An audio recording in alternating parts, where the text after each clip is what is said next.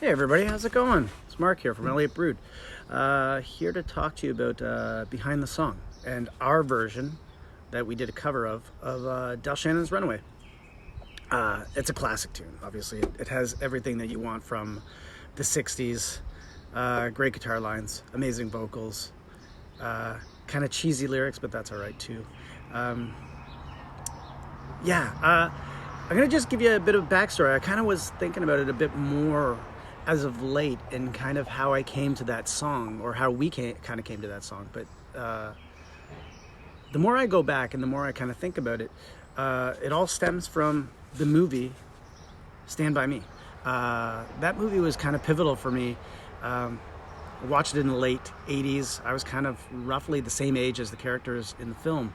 And watching that movie, I was taken by the music. I hadn't really been exposed to 1950s music at that time, and just found myself falling in love with that style, the sound.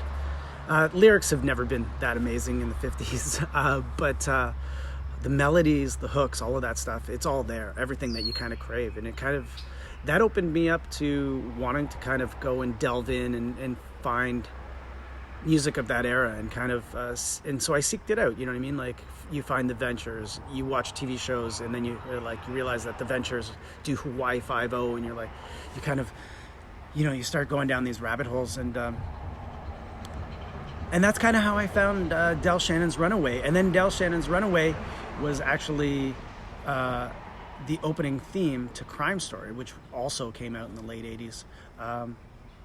Just those tunes kind of like, I kind of started to find them everywhere and seek that era out, 50s and 60s, more than what was happening at the present time in the late 80s and early 90s. Not to say that I didn't listen to 80s and 90s music, but I think I found myself more gravitating and feeling more comfortable listening to 50s and 60s music. And so that's kind of like Shannon and Runaway is the classic hit for me from that era, and we had a chance to kind of cover it and take our shot at it, and I think we did a really a pretty good version of it.